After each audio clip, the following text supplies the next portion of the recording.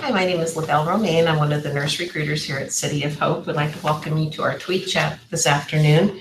And our topic is going to be work-life balance and how you obtain that. A little bit of information about City of Hope is that we are a research and treatment center for diabetes, cancer, and other life-threatening drugs. We're a designated comprehensive cancer center, and we're a founding member of the National Comprehensive Cancer Network. You're able to ask questions through Google Plus and just type your questions in, and then we'll be getting to those questions throughout the discussion. I'd like to introduce our panelists that we have today. We have Cheryl, we have Shannon, we have Kayla, and we have Leilani. I'm going to have each one of them introduce themselves and tell you a little bit about their job here at City of Hope and how long they've been here. We'll start with you, Cheryl. Great, thank you. Glad to be here. I'm Cheryl Farrell. I work in HR and organizational development. I'm a project and communications manager, and I specialize in change management communications. So whenever there are large change projects and there needs to be a particular amount of framing, communication, marketing about them, I do that for our 5,000 employees. I've been with City of Hope for about 14 months and have found great opportunity here and look forward to sharing some thoughts about wellness here. Great, thank you, Cheryl. Thanks, Shannon.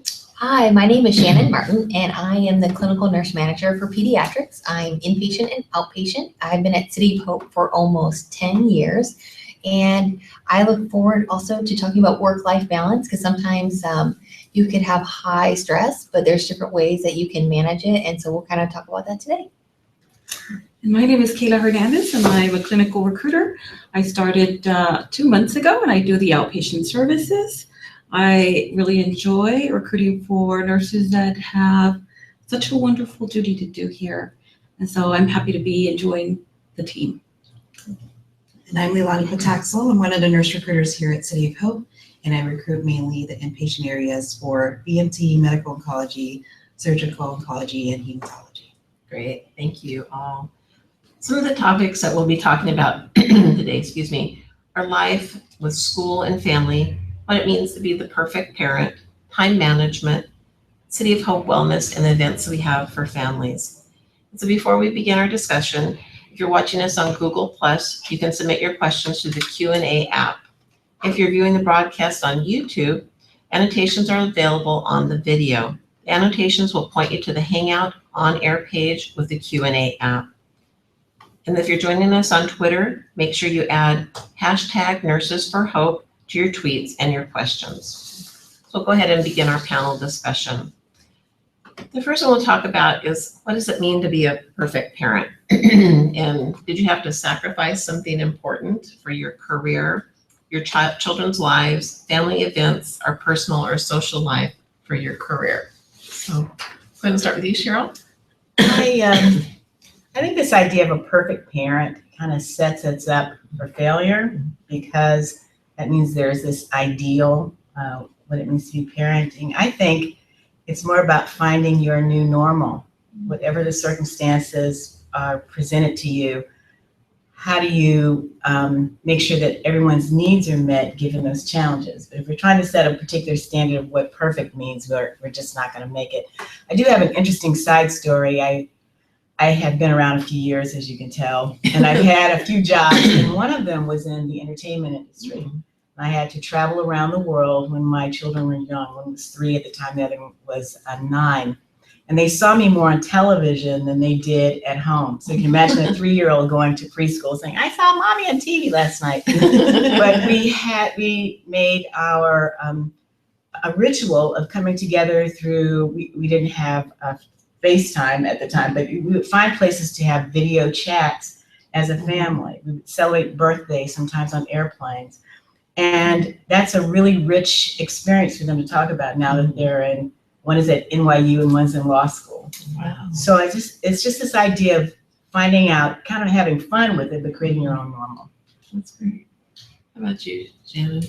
So I went into management about 4.5 years ago, and I really fell in love with it. So I did my master's with 2 little ones, and so that was definitely a challenge. So I could relate to this topic. And again, there is no such thing as a perfect parent, but sometimes you find ways to manage and make the time that you do have count.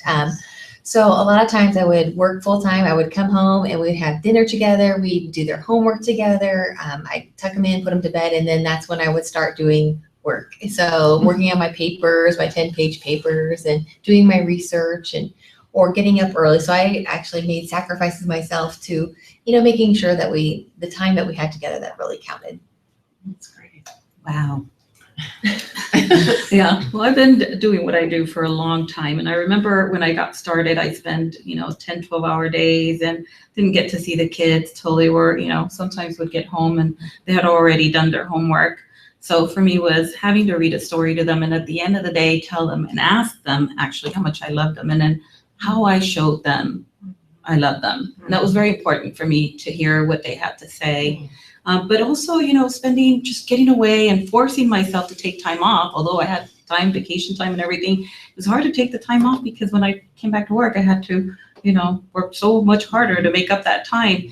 But forcing myself to take that time off, to spend some time with the boys and, get away and, videotape and take a lot of pictures so that, we can remember what good times we had. Well, I don't have kids, but I can remember that my mom's a nurse and my dad was in the Navy, so he was never home because he was out to sea, but she would delegate.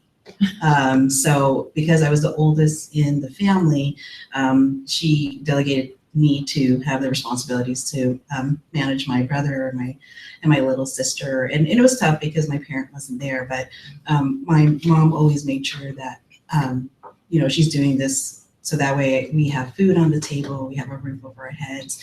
And now we could see why, as we got older, why she sacrificed what she did. And it's tough, just seeing my mom because she wasn't able to see my dad all the time because he was out to sea, but she always just kept her head up and just kept going. She said, you just do it. It's like Nike. That's what she always says. So you do it for your family. That's great. And for myself, I was a single parent for a long time. So what I was able to do was pick up my son from school, get him kind of settled with a snack, and then go back to work for a bit and then come home. And then I was able to use my, computer and look at applications in the family room while he was doing homework. At least I was in the same room with him. And then same with my daughter, just trying to keep that work-life balance of making sure that their needs are met, but that you still are working and you have responsibilities at work. But I think that's important to do the family vacations, make sure you have those times that you spend together. And we always made sure that we had some times that, we'd get away and do things and just carving out that time. So that's very important. The next thing we want to talk about was time management and how you manage, Jen, I know when you were going to school, how you manage your time in school, how do you manage time for your family, and how was your social life affected? And any of the rest of us that were going to school while raising children, how did that all play out? I think parenting helps build character and organizational skills. You have to make sure that people are fed and changed, and you just integrate that in your own personal calendar. I'm often teased about my 17-pound day planner that I carry around, but I have things organized. Not that it's a Bible, but I know what things can be sacrificed if something new comes up. So I have a plan, a schedule to just have a plan of attack, but stay flexible for things that come up. Like participating in tweet chat. Yes. I had thought about this and now I had this opportunity to do it. But yeah, you just stay flexible, and I do cross out what was accomplished because that's a nice sense of accomplishment. You can have a visual of what was accomplished that day. What I do is, like, if I have something I did that wasn't on the list, I would write down and cross it out. I know, I'm the same way. I'm saying, look at all those X's on there. There you go. I'm accomplished today. How about you, Shannon? I think the biggest time management was when I got my phone that has all the technology. It's like a mini computer.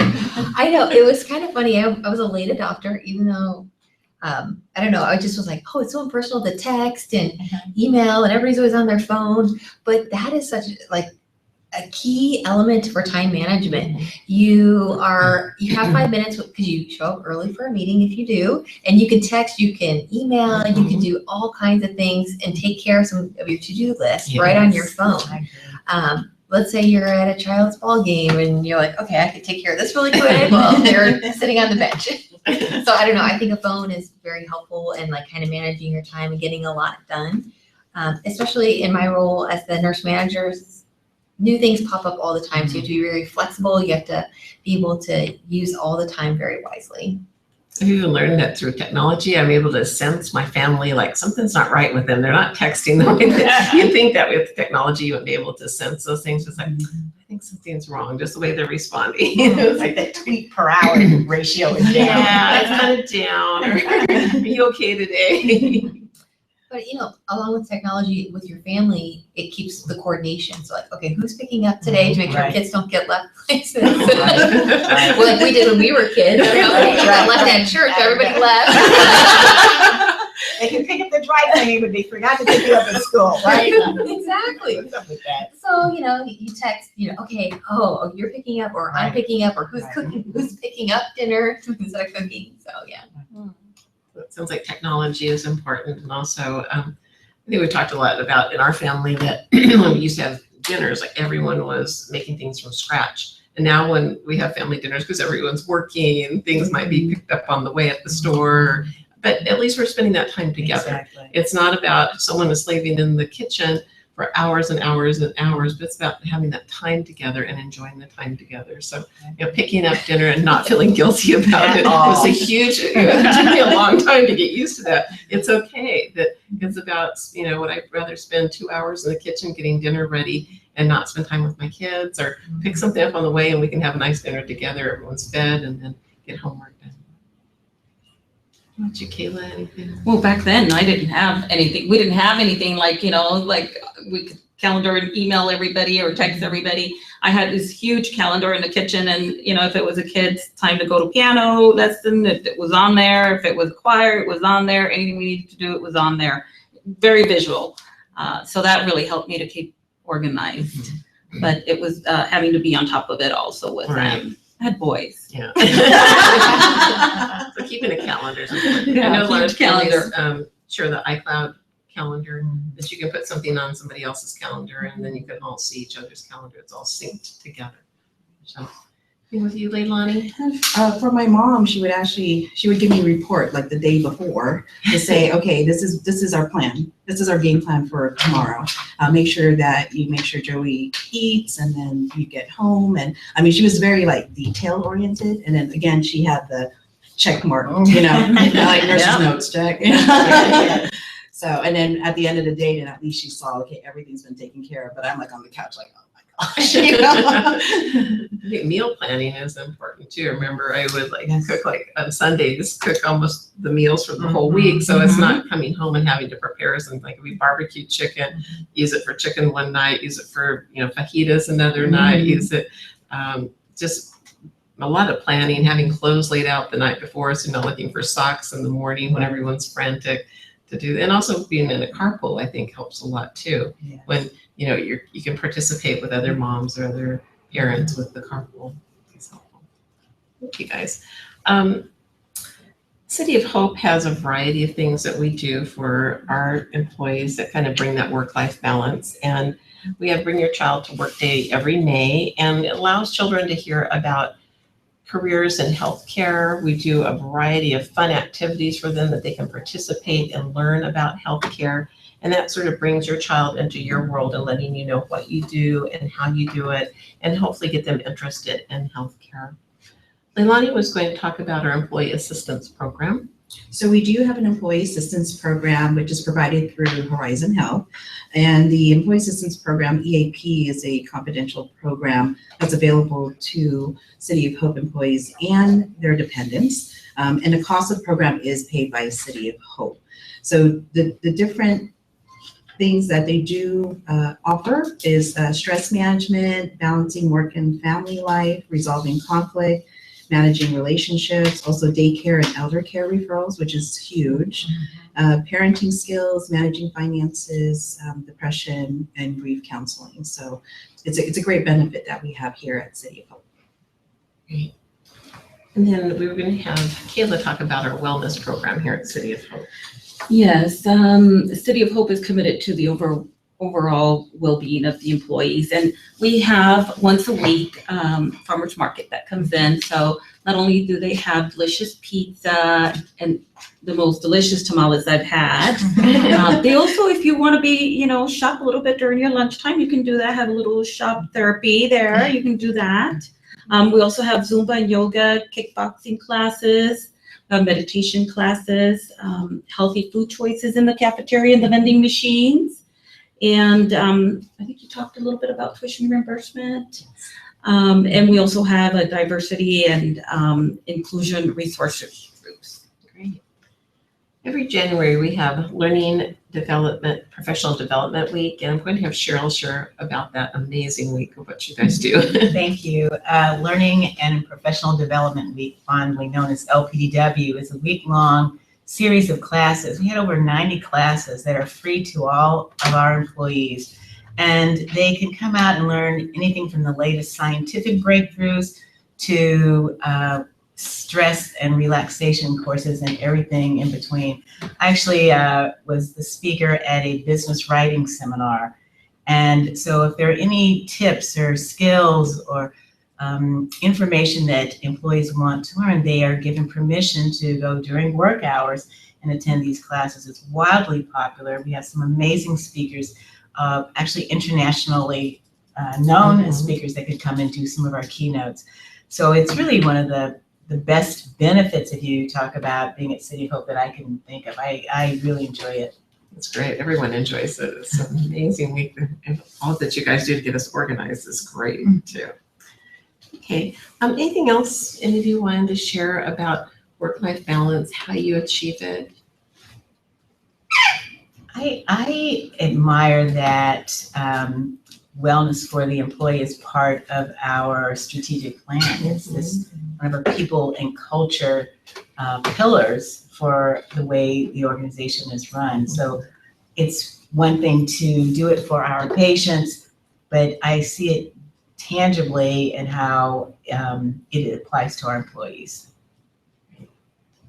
What you, Shannon? Anything else that you want? One of the things that many of our staff do, especially on the pediatric, is we have a lot of people who are involved like in athletics. So they keep very busy. And I think that's a huge kind of work-life balance, that you still not only care for people, but you also manage your own health. And I know a lot of our nurses, they'll go running together even after a 12.5-hour shift, they'll go running afterwards. And so I think it's team building, and they get that exercise. And I think that's important, to take care of yourself.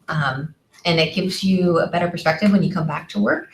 You feel energized and you're ready to go. And, I think it's good. It's an important part. Excellent. What else said? Really I have to echo that too. I think it's so important to be able to, to get together also as a team, outside. I think that's really a great thing to do. You can have friends here, do activities with them on the outside. And some nurses I've talked to mention that they go hiking, they have a movie night, they go to dinner, some have game night. And one of the nurse managers said that she has her spiritual, so the church is kind of her meditation and also a place for her to have that work-life balance. And a lot of nurses, I heard, is they sleep in. Because a lot of them that do work days, they come in and they work. They wake up early and they have to work early. So sleeping in is like the number one. And then also time with the family. Another nurse on the 6th floor, she actually mentioned that on her unit, on the BMT unit, they have a really good support system. They know when it's really crazy and the acuity is high, and they just support each other as much as possible. Team unity. And just being diligent with your work so that way you don't stay for overtime, because of course City of Hope is trying to manage overtime as well. But they're also trying to manage the work-life balance for our nurses on the unit. And just making the best of the opportunity and just do what you can do in that moment. So That's great. Thank you. I have a couple of questions that have come in. The first one is, how do you encourage growth in your own family? Let's open that up to all the panelists and share how you encourage growth in your own family.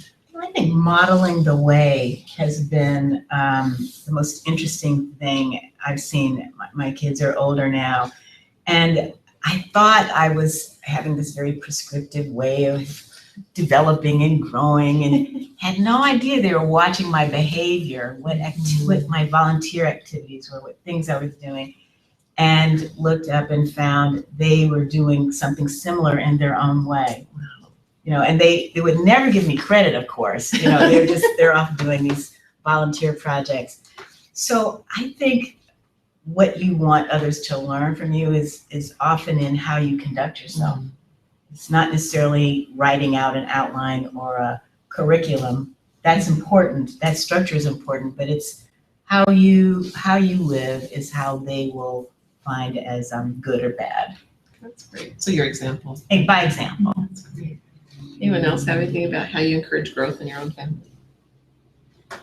I guess like even though you're busy working, that you make sure that you provide opportunities for your kids to get involved and that you don't say that you're too busy. I know it's hard and it's hard to balance everything, but just like my youngest, she wanted to do the talent show and I'm like, yay, great. And then I'm like, oh boy, it's gonna be a lot of work. So because it's a puppet show, so coordinating the kids to do the puppet show. And so, but I think it's to help her develop and be a leader and be able to get in front of people. I think it's encouraging her and her growth and her whatever she decides to be when she grows up. That's awesome. Anyone else have anything about how you encourage growth in your own family? I think it's supporting them when they do, like you're talking about when your children come and they are willing to look at something. Like my daughter was into dance, and so encouraging those lessons, encouraging them when they get in high school, going to their performances. That being said, I know that some of the nurses that we've interviewed, we talk about compassion, and one of the questions is, tell us about a time you had to give up something important to you to help someone else. I hear a lot of the nurses talking about, because they're with a patient, they can't leave that patient. They have to miss recitals, they have to miss, award ceremonies. I know some of them have said their husband or their wife will take video of that, but how do you handle that when you're with a patient and you really can't get away? How are you're in the middle of something, how do you handle that when you have to tell that child, I can't be there for you? How do you Get some of our frontline warriors. Yeah. Well, I mean, it seems like there's a lot of award ceremonies. Like, I go this way. It's not us, it's them.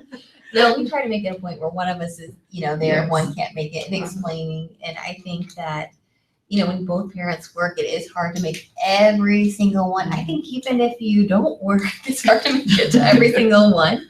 And again, just explaining that, then listening to after. So whatever the performance after, whether you watch the video together, or if you, just have that time to really focus on, even it wasn't in the moment, but even afterwards, you look at their award, you spend that time. Oh, this is fantastic. I'm sorry I couldn't be there, but let's watch the video together. So, just trying to explain that to them, and just those things that they really, really want you at, if you know it in advance, to work your schedule around it. That's a great point. And I've been there before too, because being the child of a nurse, my mom always had to explain to me that I'm not going to be able to make it, but your Auntie Annie might be able to make it, or Uncle June, or Uncle Romy. And when you're small, it's kind of hard to understand. But then again, afterwards, I think just having that moment with your parent or your mom, reviewing the video, or just looking at the pictures, or even playing, because I used to play the piano for about 10 years. And so she would say, play the piece that you played at your recital. And then I would play it and she's like, okay, play it again. And so it's like, okay. But just being there in the moment with my parent, because I had to understand it was hard while I was young, but I think as I grew older, then I understood. I would imagine it's particularly difficult for single parents that are working. So this idea of having a surrogate that can be there, just somebody in the audience for you, can just make a world of difference. Because after the performance is over and everyone's coming up and hugging and things, and if you're there, you don't have anybody, it can be pretty tough. So I just think maybe finding a partner or someone that could substitute, just having someone there can make a difference. Make a huge difference. That's great. So if I heard all you, using technology has helped a lot. Their calendars or videoing, special events, kind of circling back around, making sure that the child knows that it was important, that what you had to do, you're sorry that you couldn't attend to that. And then if you can't, I think great point, especially for single parents, make sure there's a surrogate person to be there. Whether it's an aunt, you talked about an aunt Or a neighbor. Someone that can be there, because you're right, everyone goes up to them afterwards, and that's a very good point. Making sure somebody is there to represent that child. That's excellent. Okay, we have a couple more questions that are coming in. As successful professionals, how do you check out and really relax?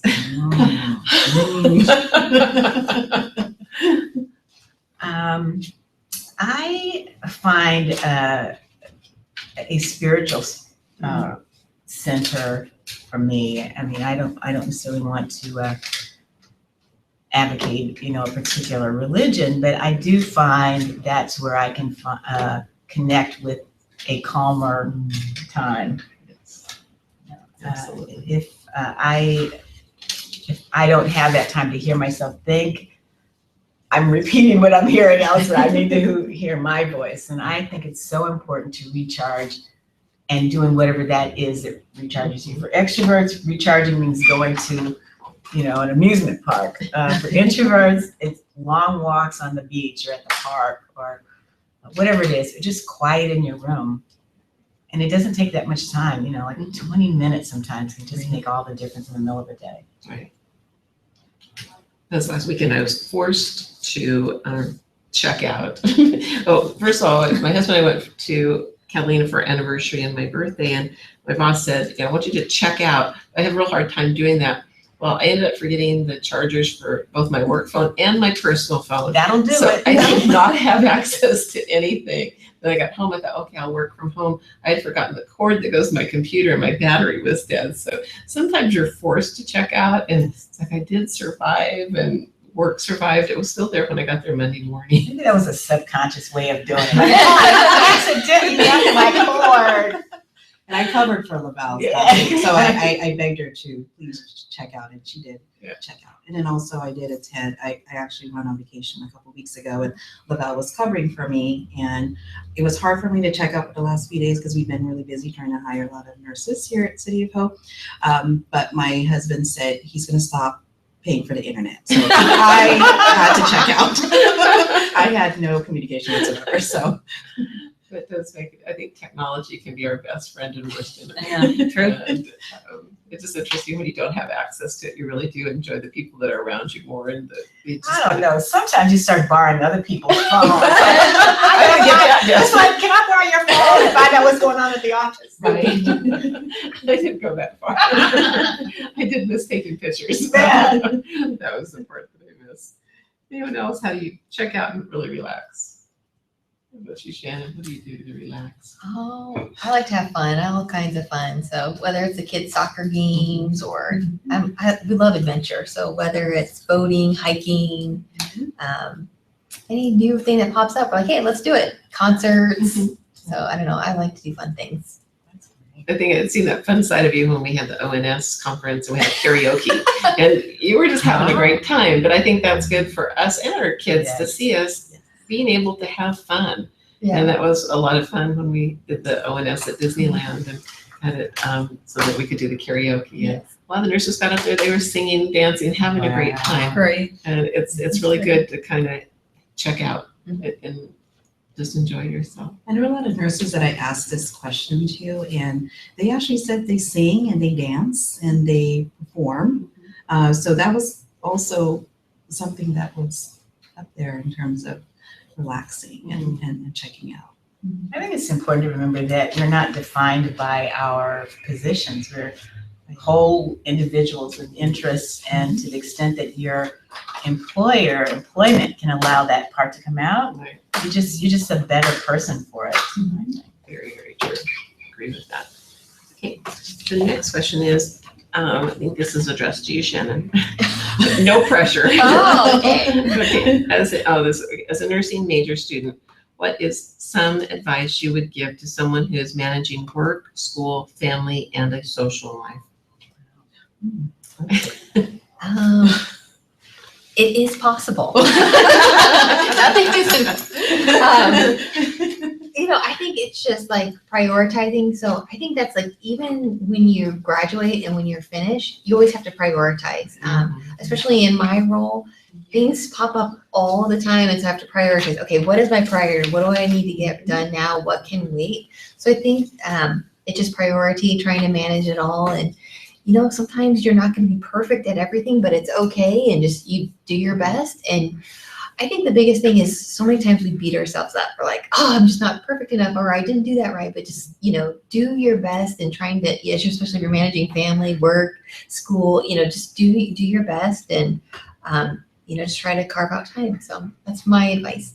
Thank you. Appreciate that. The next question is, in today's economy, do you think that nurses can achieve a work-life balance? Is it a real thing? That could be for anyone, not just nurses. So, with the economy, I think that we feel we have to work a little harder and support our family, but is that work-life balance real? I think it is. I mean, I think that nursing gives an opportunity. If you do your 3 12-hour shifts, that's 4 days off that you can get so much stuff done. So I think there's a lot of different opportunities through nursing that you can achieve that. So whether you work full-time, the 40 hours a week, I think there's some flexibility. But the floor nurse, I think as a manager, we also try to be flexible with our staff schedule. If they have a family function, we say, okay, request your time off that day, so we can try to manage that. So I think as leaders, we try to be flexible with people's, schedules, and we still are 24-hour coverage. But I think it is possible. That's great. Anybody else have a comment about work-life balance in this economy? Achieve it? They talked a lot about vacations. Staycation. Yeah, and I remember doing a lot of that too. But the other thing too is there are really fun things that you could do without having to spend money. And so I remember spending time with my granddaughter underneath a tree with just having a little tea party with all the little bears and dolls, and it didn't cost anything, and it was just amazing to her. She still remembers all this. It's memories that you create with them. It really counts. Finding things you can do that don't cost anything. Don't cost anything. Very, very true. Okay. The next question is, have you ever experienced a burnout and/or health issue due to overworking? If so, how did you overcome it, and what did you learn from it? I think taking time off, staying, just stop and say, I need to get away and stop. Yes. And go do something, take a break for some time, whether it's 6 months, a year, 3 years, 4 years, come back and you'll see that I experienced it myself. So, spending that time with my granddaughter, underneath the tree having tea parties really helped. And then I was ready to come back to work. So yeah, take that time off. Yeah, I think sometimes the fear of stepping off of the income treadmill can just have us stick it out a little too long. And I know we were talking about the EAP program earlier. What's great about that is there are resources that can help you look for solutions that you wouldn't arrive at on your own. I think looking back on some challenges or moments of having to switch gears, there were triggers all along. There were things that were giving me a little clue, like, oh, your hair is falling out. That's not you're not sleeping. But you just overcompensate for it. And then finally, I just think the body says, And so if we can listen to those little triggers along the way and not be too proud to ask for help. Right. Very, You know, very even if it's not a formal program, but just Yeah. sometimes just asking for a little bit of help can open up some solutions that you wouldn't otherwise think of. It's very true. You don't necessarily have to be a working parent Right. in order that can happen and get overcommitted when you're a Yes. stay-at-home Yes. parent taking care of kids with all of the soccer games and all of the responsibilities you can also get that burnout from there too. You know, one other thing, there's this generation we call the sandwich generation where we have parents that are staying alive longer, and then we still have kids. And you can just burn out trying to do it all, and you don't have to do it all. I think that's true. That's a good point. And I also want to add to that, you know, we all accrue vacation. Mm-hmm. So even if we can't take a whole week, at least take a day Yes. to make it like a 3-day off. Either it's a staycation or you go into like a trip, to just take advantage of that, because that's what it's there for. Exactly. And I think sometimes we get too caught up in our work that we forget that we could take a day off, or we could take 2 days. So, That's true, and using that. and using that is yes. important. Okay.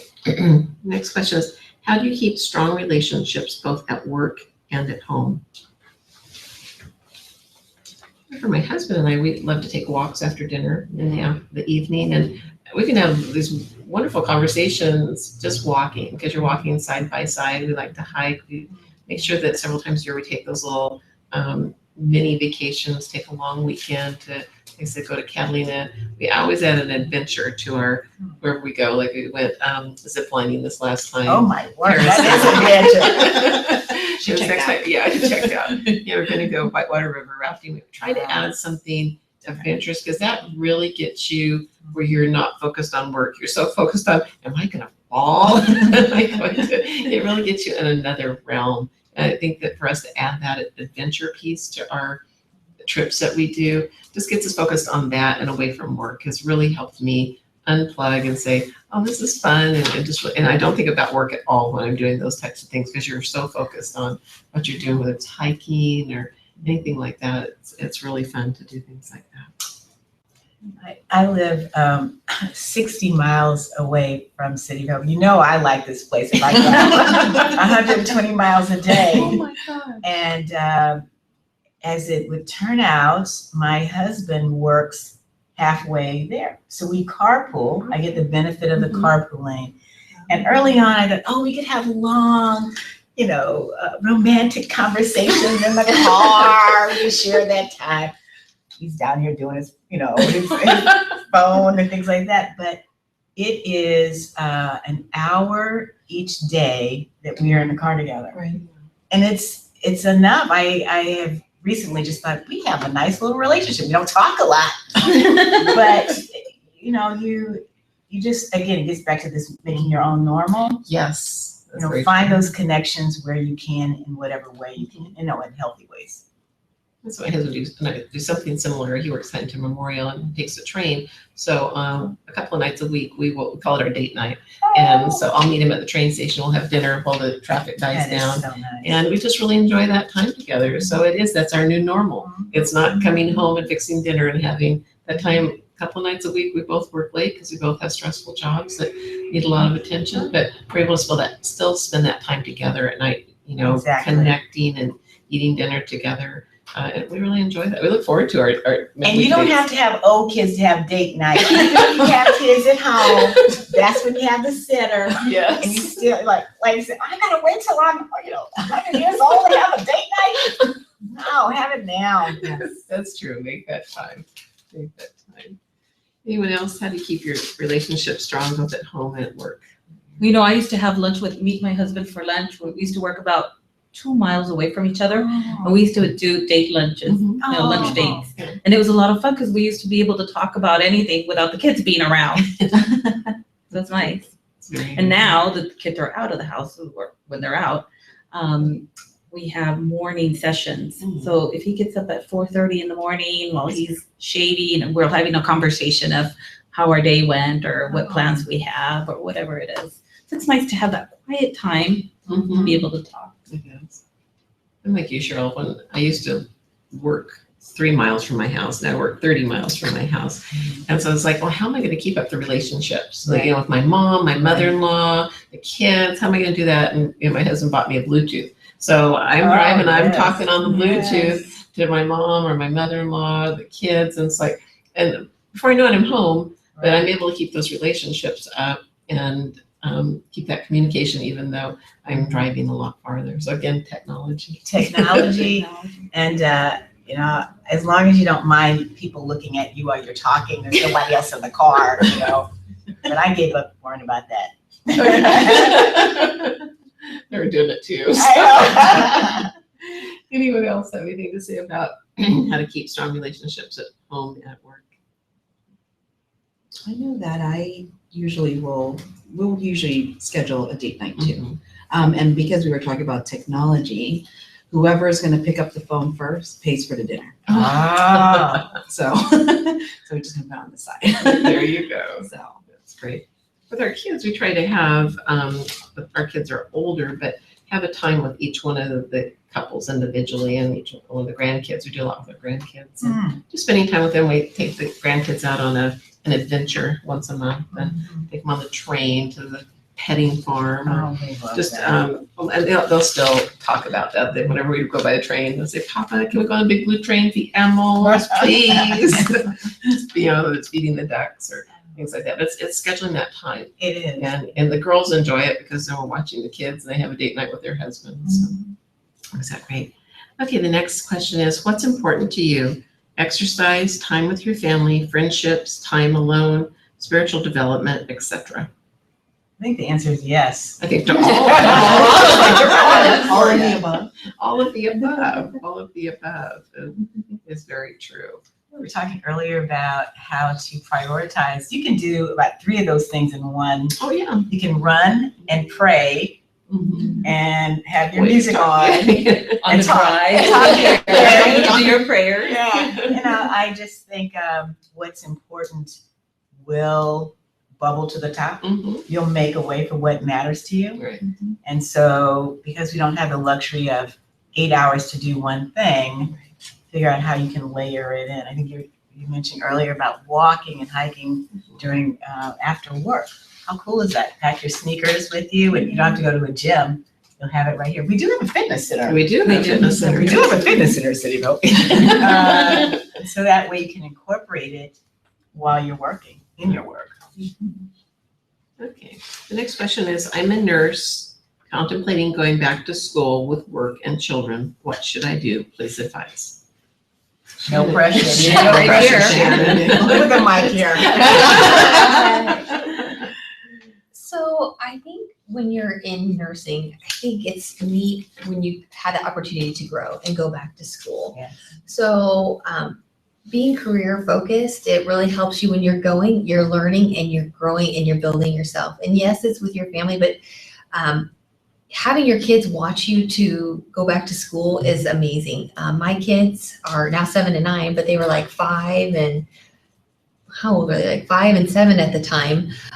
But now they're already talking about going to college themselves. So they're not even talking about high school. They're like, okay, who's gonna be my roommate in college and what am I gonna be when I grow up? And so I think it's neat to watch, you study, and then even at their age, they're developing a study habit to work and to learn about the importance of getting your papers in on time. And, they see you doing it. So I know that my daughter, they're really teaching that at a young age. She has her agenda. And so her teacher writes up on the board everything she has to do for the day, and then she has to get through. It's not my responsibility, it's her responsibility. So they're even learning that very young and teaching that. So it's hard, and you do definitely make sacrifices. You are a little bit tired, but it goes by so fast. So I don't know, my 2 years went by so fast. I can't even believe it. So definitely do it. Yeah, and then, so my husband is a college professor. So they were at my graduation. So he, at graduation, all the professors wear their gowns and they come in. And so he had my 2 daughters with him.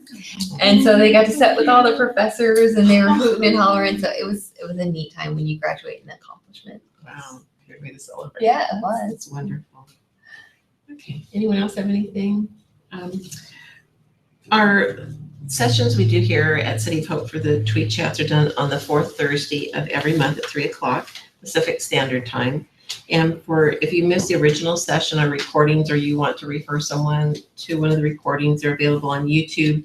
So and then also if you can check out our jobs at www.cityofhope.org/careers and look at our current openings. And then just in closing, we also have two things we wanted to invite you to. We're going to have Kayla's going to talk about walk-in interviews, and then Leilani's going to talk about an expo we have this coming Saturday, and then we'll close. Okay. We have walk-in interviews every week on Thursdays, and they start at 7:30 a.m. We go until 2:00. So you're very welcome to come in. We also, we will at times do tours. So if we're doing good with time and everything, we'll do tours. Where do people get to come? You come right to the main campus of City of Hope, and there's signs that direct them to the Michael Amini building. That kind of a cute story about that. So they came looking for the micro mini building. Last week, and all of us are looking for the micro mini building. Finally, the nurses said, "Well, what procedure are you having done?" And she said what it was, and then Stephen, one of our interns, says, "I think she's looking for the Michael Amini building," but it's not like micro mini building on it. So it's the Michael Amini building. And there's signs directing the nurses to how to get there. And then the Career Expo. So we have an exciting event this Saturday, September 26th. It's going to be here at City of Hope at 1500 East Duarte Road, Duarte, California. And it's going to be from 11 a.m. to 4 p.m. And it's our Diversity Healthcare Career Expo. And it's go ahead and register online. And basically, it's a place where we'll have speakers, we'll have networking events, we'll actually have a career fair. So hopefully that you can join us. And did you know that without healthcare related jobs, there would have been zero job growth between 2002 to 2012? Wow. So even more important, 1/3 of all jobs over the next 10 years will be healthcare related. So that's why we believe that this event will be very important to you and your family. If you have high school students, college students that want to come out, they could talk to our schools, they can talk to our professionals and what it's like to be a nurse and how the steps to get into nursing or go into radiology and other healthcare careers. And it's just a lot of fun. So it's our second annual and hope to see you there. Great. I thank all of our panelists. It was very enlightening for all the information you gave us. And then make sure you join us next month, the fourth Thursday of the month at 3:00. And thank you for joining us. Bye.